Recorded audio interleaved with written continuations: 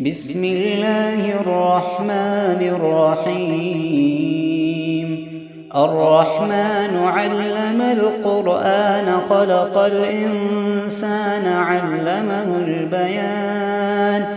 الشمس والقمر بحسبان والنجم والشجر يسجدان. والسماء رفعها ووضع الميزان ألا تطغوا في الميزان وأقيموا الوزن بالقسط ولا تخسروا الميزان. والأرض وضعها للأنام فيها فاكهة والنخل ذات الأكمام والحب ذو العصف والريحان. فبأي آلاء ربكما تكذبان؟ خلق الإنسان من صلصال كالفخار وخلق الجان من مارج من نار. فبأي آلاء ربكما تكذبان؟ رب المشرقين ورب المغربين. فبأي آلاء ربكما تكذبان؟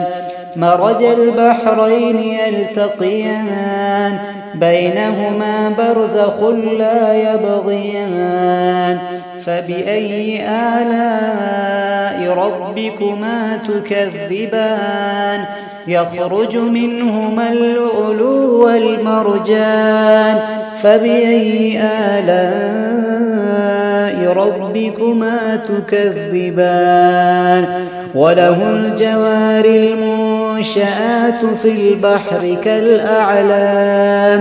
فبأي آلاء ربكما تكذبان؟ كل من عليها فان ويبقى وجه ربك ذو الجلال والإكرام. فبأي آلاء ربكما تكذبان؟ يسأله من في السماوات والأرض كل يوم هو في شأن. فبأي آلاء ربكما تكذبان؟ سنفرغ لكم أيها الثقلان.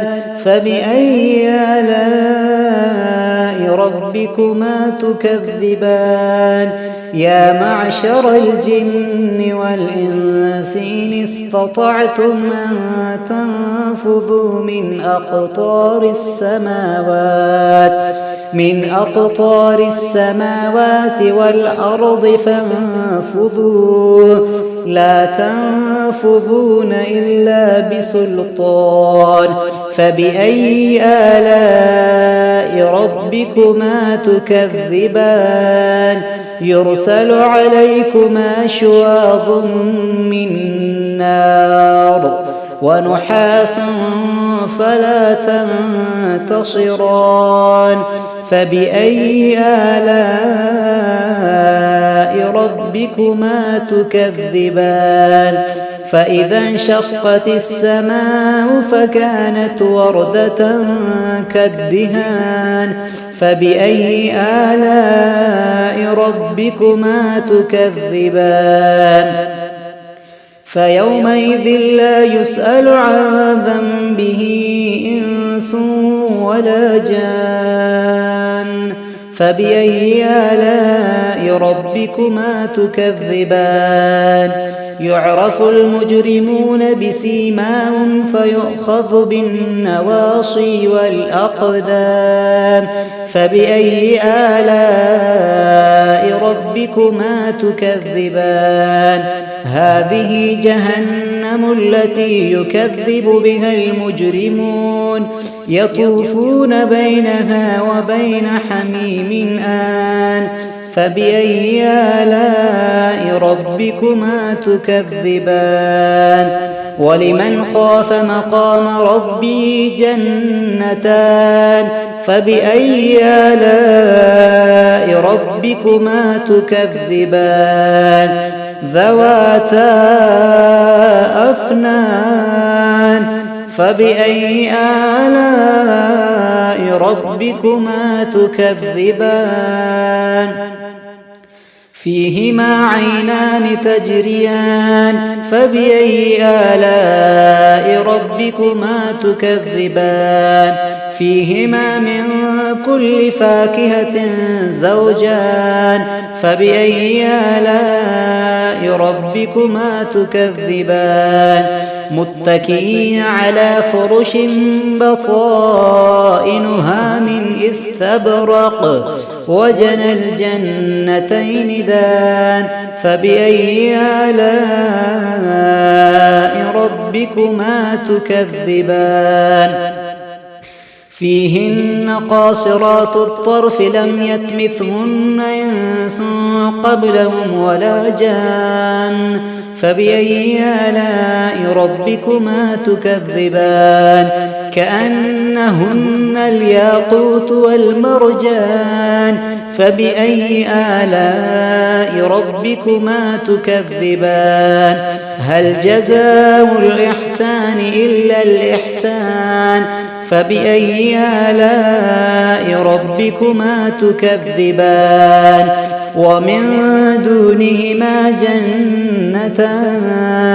فبأي آلاء ربكما تكذبان مدهامتان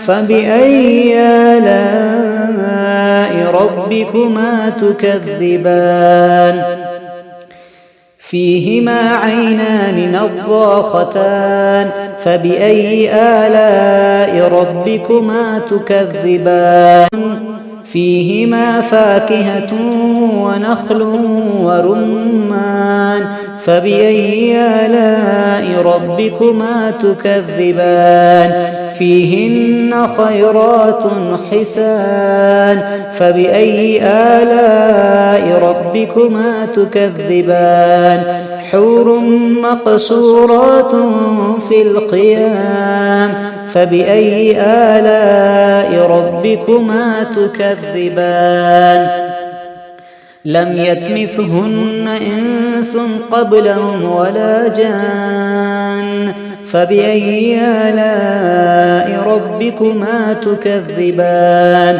متكئين على رفرف خضر وعبقري حسان فبأي آلاء ربكما تكذبان